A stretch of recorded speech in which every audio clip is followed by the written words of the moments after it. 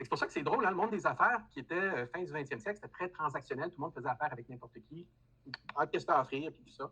On retourne dans le relationnel, qui était, il y a 100 ans, les villages, puis même depuis toujours, on faisait affaire avec des gens qu'on connaissait, puis des gens qu'on faisait confiance. C'est ça qui est le drôle paradoxe. Sur Internet, tout le monde peut parler à tout le monde. Est-ce qu'on ferait affaire avec n'importe qui? Peut-être plus. Peut-être plus. On a besoin de rebâtir des liens. C'est ce qu'on va faire ensemble. Ça me fait plaisir de vous présenter notre équipe. On va être 5 avec vous aujourd'hui. C'est beaucoup les piliers du programme Traction. Puis en fait, il y a un groupe beaucoup plus large derrière qui est là, entre autres avec Marilyn et les talents M, dont on va vous parler quelques minutes. Ça fait plaisir de vous les présenter. J'ai parlé beaucoup du volet entraide, intelligence collective, qui est la force du parcours. La personne clé, c'est Lynn, qui est notre championne de l'intelligence collective du 1 plus 1 égale 4. Alors, Lynn, je t'invite à te présenter. Puis, dans le fond, c'est pour ça que vous allez voir, oui, quand on bâtit une entreprise, on fait des promesses à nos clients. Après ça, il faut livrer, il faut avoir une équipe. Mais même quand vous bâtissez votre entreprise, il faut déjà mobiliser les talents. On commence tout de suite. C'est pour ça que ta magie, Lynn, est bien importante dès le départ. C'est bon. Je vais revenir, je vais juste changer pour mettre la présentation. Bonjour tout le monde, ça me fait plaisir d'être ici. Certains me connaissent moins. Alors, merci Martin pour cette introduction qui est toujours aussi inspirante. Et puis, moi, je vais être ici pour vous parler de relations. L'art de relationner pour solidifier votre croissance. Alors, l'art de relationner, est-ce que le mot relation peut devenir un verbe? Bien, moi, je crois que oui, parce que je crois que lorsqu'on est en relation, ça prend des actions pour le réaliser. Et l'art, pourquoi l'art dans tout ça? Bien, que de maintenir des relations, que de développer des relations et que ça dure sur le long terme, je pense que c'est important qu'il y ait des gestes qui soient posés. Et c'est ce qui fait qu'on peut solidifier notre croissance. Et tout ça débute avec, je vais prendre donc, ici, les relations, c'est une question aussi de survie. Alors, on ne serait pas assis ici si ce ne serait pas de nos relations.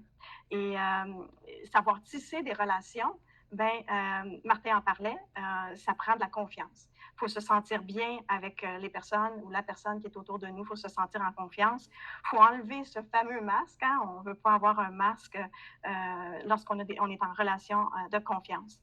Et c'est ce qui donne des relations qui sont, on l'espère, 3G. En tout cas, c'est ce qu'on vise. Bonjour Antoine.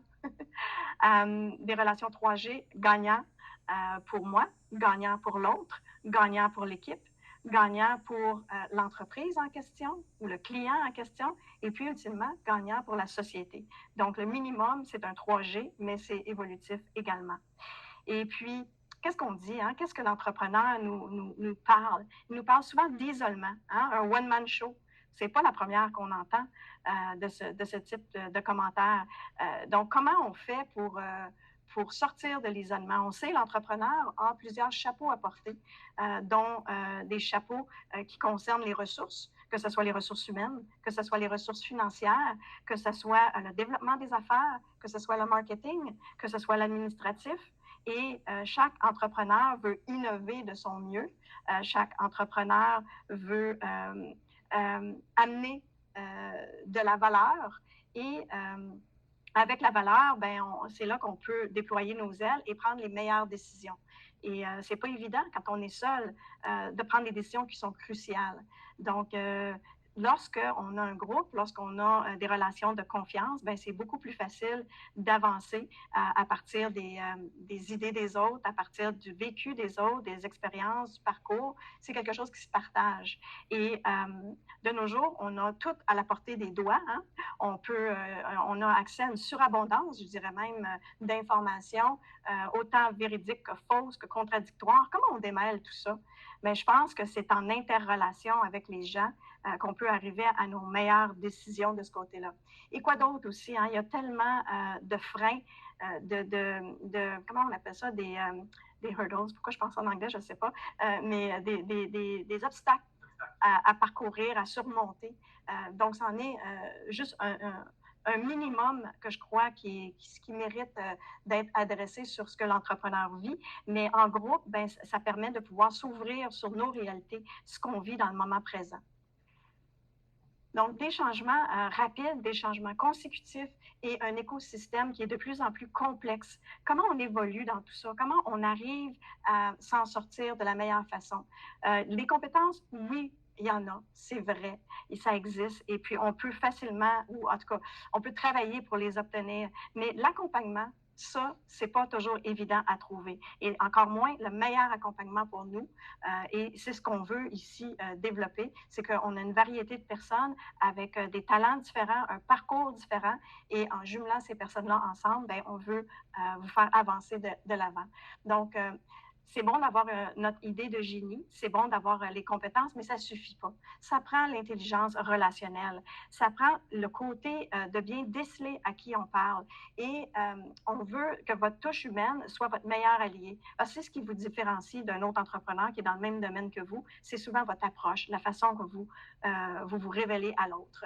Ensuite de ça, ben, on parle de leader aujourd'hui, mais on parle de leadership aussi de demain. Alors, si on prend là, Benjamin Franklin dans les années 1700 déjà, la citation, je pense, est encore d'actualité aujourd'hui. Et puis, vous voulez le citer, mais je vais vous la lire. Le changement est la seule constante dans la vie. Votre capacité à vous adapter à ces changements déterminera votre succès dans la vie. Alors, je trouve que c'est encore d'actualité de parler de ça. Et comment contrer les changements, comment s'adapter aux changements, ben, c'est une question de relation. Oups, je vais un petit peu trop vite. Excusez-moi, il y a un petit délai entre les deux. Alors, ça m'amène à vous parler des mercredis magiques.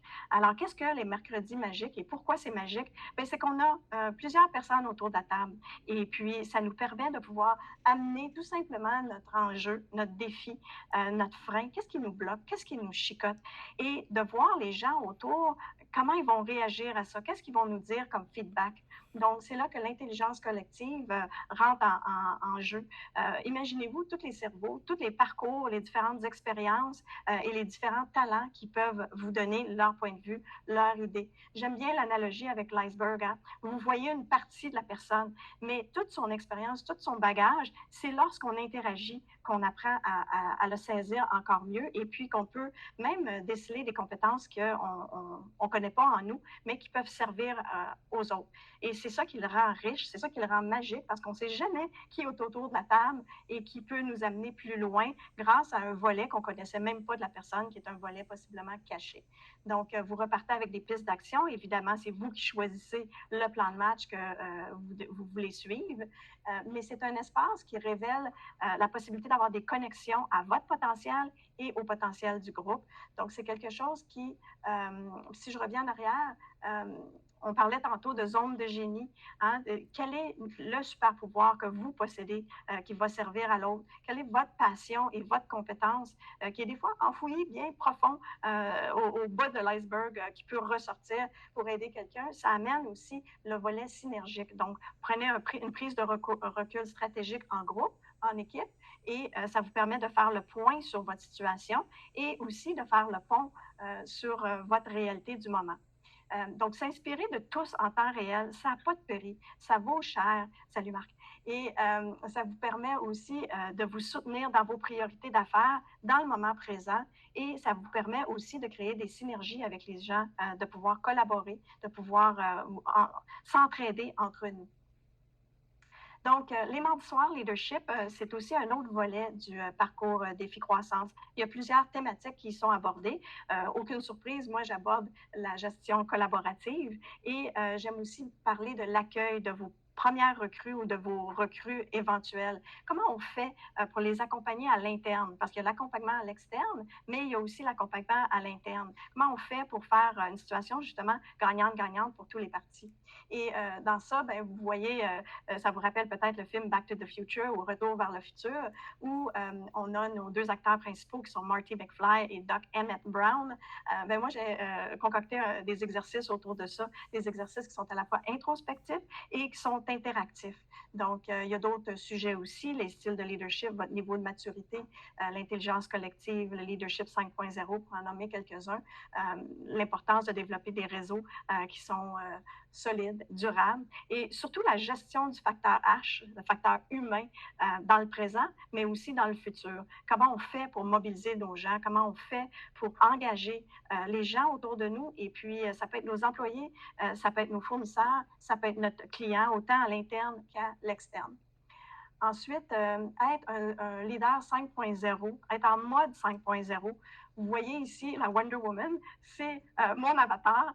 Martin voulait qu'on parle de nos avatars. Et cet avatar-là vous invite à bonifier vos super pouvoirs. Et ici, avec le programme Traction, bien, c'est une belle plateforme justement pour faire ressortir, pour briller, pour rayonner et faire bonifier vos super pouvoirs. Mais surtout, c'est l'occasion aussi de vous entourer de forces complémentaires, de talents différents de vous. Et je vous invite aussi surtout à jumeler vos zones de génie à d'autres super-héros. Vous voyez, je ne suis pas toute seule. Vous allez voir les autres coachs ici aussi qui vont vous parler et qui vont se dévoiler à vous.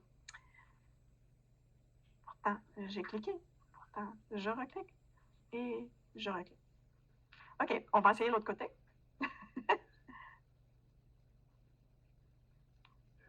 C'est comme bloqué. OK, ça s'en vient. Je pense que je bouge trop. Je pense qu'il faut que je sois stable. Alors, on apprend, hein? On apprend de... Alors, les traits que j'ai ressortis de cette Wonder Woman, ben, vous l'aurez deviné, hein, une force tranquille. Alors, moi, j'aime vous aider à devenir le meilleur de vous-même. Comment je le fais? Ben, j'ai un bon sens de l'écoute, j'ai un bon sens de l'observation et j'aime bien vous challenger à aller encore plus loin dans votre réalité. Donc, je suis une personne qui est pleine de ressources, une personne qui est très créative dans son approche. Je pousse rien, mais j'aime bien donner plein d'idées aux personnes pour qu'ils puissent prendre leurs propres décisions. Je suis une personne aussi qui est résiliente et qui croit beaucoup à l'empowerment, l'empuissancement. Donc, pour moi, c'est important que vous connaissiez et de connaître vos zones de génie pour que vous puissiez vous dépasser. Et c'est souvent dans l'échec, dans le chaos, dans les difficultés qu'on réussit à se surpasser et à aller plus loin. Donc, de là, l'importance de la résilience. Et l'empuissancement, bien, c'est de bien se connaître, mais aussi bien connaître l'autre et de savoir est-ce qu'il y a un fit. Sinon, est-ce qu'il y a des connaissances potentielles ou des collaborations potentielles? Est-ce qu'on peut référer cette personne-là à quelqu'un d'autre? Donc, de toujours avoir ça en pensée. C'est une façon de s'empuissancer soi-même et d'empuissancer l'autre. Donc, la valorisation de la diversité, je crois beaucoup en les complémentarités et en la possibilité de créer des synergies avec ces complémentarités-là. Donc, la mission de bâtir un monde meilleur, plus humain et surtout un réseau de confiance sur lequel on peut bâtir, sur lequel on peut compter, donc un réseau de confiance. Et puis, on a ici à Défi Montréal et Défi Croissance, plein de personnes, vous l'avez vu tantôt, qui reviennent. Je pense que c'est un gage de confiance et puis plein de personnes avec qui connecter qui sont toutes aussi différentes les unes que les autres. Ensuite, ben, au niveau de Défi Croissance en tant que tel, ben, ma raison d'être, vous le savez maintenant, c'est le leadership relationnel. Donc, c'est la raison pour laquelle j'ai opté pour Défi Croissance comme coach. Et je veux vous outiller à titre de leader, vous amener à maximiser vos propres collectifs. Oui, un S, mais ça devrait être vos collectifs. Petite erreur du pitcher.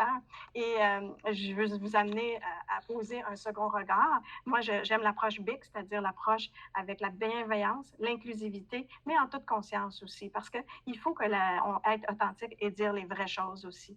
Donc, pour moi, les angles forts, j'aime bien pousser sur vos angles forts, de taper sur les faiblesses. C'est pas mon style trop. Et surtout, les angles morts, il faut les voir, il faut les connaître, il faut les apprivoiser et il faut avancer malgré ces angles morts-là et bien naviguer avec personne n'est parfait, d'avoir des gens autour de nous pour nous aider à grandir en ce sens. Donc, passer à l'action avec stratégie, c'est ce que je représente. Maintenant, ben, je me demande, vous, où vous vous situez au moment où on se parle? Qu'est-ce qui, en ce moment, si c'était votre moment de connecter pour accélérer, ben, c'est ce qu'on vous offre ici. Et puis, je vais passer la parole à Martin et aux autres coachs, mais on est ici pour apprendre à vous connaître et à voir comment on peut vous aider à progresser. Donc, j'ai hâte d'en apprendre plus sur vous. Voilà. Merci beaucoup.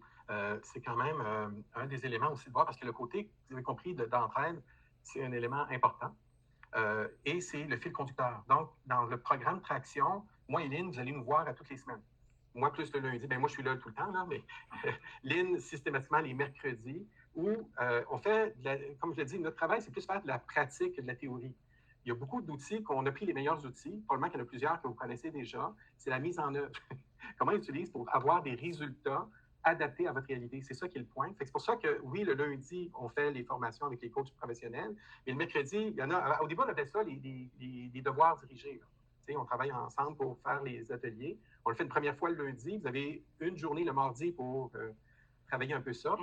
Mais en fait, on s'est rendu compte le mercredi que, oui, on vous aide, mais vous aidez tellement plus. Je pense que ceux qui l'ont vécu peuvent le partager. Si vous avez tellement d'expérience vous-même, vous avez beaucoup apporté les uns aux autres. Et c'est là où on a un rôle de facilitateur. C'est sûr qu'on en a vu beaucoup, puis on vous aide.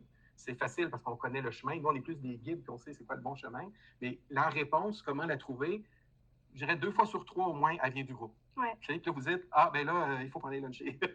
Franz, regarde, on va. Souvent, là, à un moment donné, la communauté se met en place parce que vous commencez à vous parler. Puis là, les bonnes connexions se font. Oui, effectivement, les lundis, c'est des ateliers avec de la formation et de la pratique. Mais le mercredi, le coach formateur revient et on va encore plus loin. Et là, c'est là la beauté ou la magie des mercredis parce qu'on ne sait pas d'avance ce qui va s'en sortir, mais c'est toujours gagnant-gagnant. Les gens en ressortent grandis et en demandent encore plus. Des fois, c'est supposé être fini, mais finalement, ça finit plus tard parce qu'on veut que tout le monde ait réponse à leurs questions. Oui. On est là pour vous. En fait, c'était le changement qu'on a fait l'an passé parce qu'au début, c'était lundi toute la journée. On essayait de prendre une journée et de faire le maximum. Puis, honnêtement, rendu le soir, là, tout le monde est épuisé. Ça ne rentrait plus, c'était overdose. Vous allez voir, on en a beaucoup. Là. Vous n'allez pas vous ennuyer. Faire des rares programmes, oui. On en a autant que vous êtes capable d'en prendre, puis même plus. Puis souvent, des fois, il faut le retravailler 2-3 fois pour vraiment le maîtriser. C'est vraiment ça. Mais là, le fait de faire 2 demi-journées, le lundi après-midi puis le mercredi après-midi, c'est plus digestible. Fait que vous avez le temps de décanter un petit peu ça. C'est bon parce que je sais que vous avez beaucoup de business à faire, vous êtes bien occupé. Une journée complète, c'est plus dur à l'agenda. 2 demi-journées, c'est beaucoup plus gérable. Puis en fait, quand on arrive pour le côté pratique, le mercredi, on a eu le temps de prendre du recul, de digérer, puis c'est beaucoup plus concret. Parce qu'en fait, c'est ça qu'il y a, c'est complexe. Votre business, vous avez besoin d'y penser, de voir la bonne façon. Puis aussi, comme l'équipe est plus fraîche et dispose le mercredi, la qualité d'interaction est beaucoup meilleure aussi. Je viens d'amener l'analogie de la natation. Je ne sais pas s'il y en a qui aiment se baigner. On est à la veille de se baigner. Il commence à faire chaud enfin. Mais de lire un livre sur la natation, c'est une chose. Mais d'aller dans l'eau, c'en est une autre. Et la première fois qu'on plonge, vous souvenez-vous, pour ceux qui plongent, votre premier plongeon, la deuxième fois, la troisième fois, c'est plus facile. Oui. Et c'est un peu l'analogie que je peux vous amener. C'est une très bonne analogie parce que est-ce qu'on apprend à nager dans un livre? Au début, c'est pas mauvais. On apprend la technique, les manières, les trucs. Il y a des choses que ça vous aide. Mais tu n'apprendras jamais à nager si tu ne vas pas dans la piscine. Okay? Fait que nous, on est vraiment sur le terrain. On est des entrepreneurs. J'en ai autant des entrepreneurs en démarrage, mais j'en ai qui ça fait 5-10 ans, qui ont des revenus et qui veulent vraiment passer à la prochaine étape. Fait que c'est la même recette. À un moment donné, il faut aller au gym ensemble, se pratiquer. Puis prendre l'expérience en affaires, surtout de direction d'entreprise, encore plus dans le numérique comme on le fait aujourd'hui, c'est de l'apprentissage. La réalité des choses. C'est pour ça qu'au Moyen Âge, la plupart des métiers, pendant 2 ans, tu allais avec un maître qui t'apprenait les trucs. Et ça ressemble à ça beaucoup. C'est vrai. Il faut un volet d'apprentissage. Sauf que nous, au lieu d'avoir un maître, un mentor, vous en avez 10. Okay? Puis on se mentor, puis on s'entraide, parce qu'on est tout le temps en train d'apprendre. Avec les années, puis Marilyn, tu te rappelles, il y a 7 ans, quand on a parti Défi Croissance, on se demandait c'est quoi les qualités d'un entrepreneur qui va réussir? C'est quoi ses principales qualités? Puis on a travaillé des trucs. Puis à la fin, les 3 vraies qualités, on les connaît, puis c'est ça qu'on applique aujourd'hui. Mais si vous ne saviez pas, la première qualité, il faut avoir faim pour apprendre. Il faut tout le temps. Puis même quand tu penses que tu sais tout, tu ne sais pas tout, parce que ça change. Mais on évolue. Tout le temps. Alors, ce qu'on apprend comme information ou comme outil ou peu importe, si on est 6 mois plus tard, ça change, ça devient... Donc, il faut se remettre à jour avec ces outils-là. C'est quelque chose qui peut nous servir. Moi, ça fait depuis 2017 que j'apprends ici, puis je suis encore ici. Je me dis, je n'ai pas fini d'apprendre. Ça continue tout le temps, c'est l'histoire de... La clé, c'est qu'on va vous amener 2 à 5 ans d'expérience en 6 à 12 mois. OK, ça va beaucoup plus vite, mais j'appelle ça, c'est drinking from the fire hose. C'est essayer de quand même la pompe. La pompe d'incendie, là. Il y a du volume. Il faut rentrer dedans. C'est ça. Une intensité. Mais ça marche parce qu'à un moment donné, il faut que... La clé de succès, c'est pas compliqué. Ça prend 2 à 5 ans pour démarrer une entreprise aujourd'hui avec la complexité technologique. Puis normalement, au bout d'un an, vous êtes essoufflé. Et c'est normal. Il faut aller plus vite. Comment est-ce qu'on peut bâtir une expérience de 2 à 5 ans, mais en moins d'un an? Ben, c'est un petit peu ça qu'on fait. Puis même avec un mode, au début, ben, ça marche moins vite, mais au moins ça marche. Au moins, il y a une validation. Au moins, il y a un premier client, il y a un premier revenu. Puis après, ben, on bâtit là-dessus, on y part pour aller faire une montée en puissance. Et si je peux me permettre un petit exemple qu'on a eu à la dernière séance ou au dernier parcours, à un moment donné, Daniel Muccini, je ne sais pas si Oui, tu en parles là, oui, était assis dans la salle ou était sur l'écran. Et la veille, j'avais écouté les nouvelles, tout simplement. Et puis, je ne sais pas si vous connaissez les fameuses bananes de Saint-Eustache, mais j'ai tout bonnement lancé ça comme idée. Daniel a sauté sur l'occasion pour dire, ben moi, je suis dans l'agroalimentaire, justement, les lumières d'elle et ainsi de suite. Et il a sauté sur l'occasion et puis ça a fait une belle synergie avec Louise Labroche, qui, elle, a de la facilité avec les approches, tout ça. Donc, on a Daniel qui est un expert technique, mais avec Louise, ça faisait une belle combinaison. Donc, c'est le genre de synergie qu'on voit régulièrement à Défi Croissance. Ce n'est qu'un exemple parmi tant d'autres de synergie qui se développe au sein du groupe. Puis c'est de toute beauté à voir parce que ça se poursuit encore aujourd'hui. C'est un beau travail parce que toi, tu es allé chercher l'idée, le lead. Oui. Daniel a dit, moi, j'ai la solution pour faire pousser n'importe quoi au Québec dans des serres. Puis Louise est allée dire, ben moi, je vais domicile guidé partir. Je vais t'appuyer là-dedans, c'est ça. Elle a dit, moi, je vais aller closer, on va les rencontrer, on va faire tout. Puis même, c'est un groupe très intéressant. Fait que vous allez voir, c'est une communauté, c'est un écosystème. Vous devez bâtir un écosystème pour votre entreprise. C'est vraiment ça. Et puis l'écosystème, c'est vous, votre équipe, vos associés, mais c'est aussi vos utilisateurs, les partenaires externes, la communauté, les gens d'un peu partout. Il faut avoir des liens partout. La numérique, les réseaux sociaux nous permettent de faire ça, mais il faut l'utiliser, puis c'est de la technique aussi. C'est pas juste l'ordinateur qui va tout le faire pour vous. C'est bon? Merci beaucoup. Moi, je te remercie. Au plaisir de vous rencontrer. C'est bien. Oui, je vais laisser pour Marie-Lynne.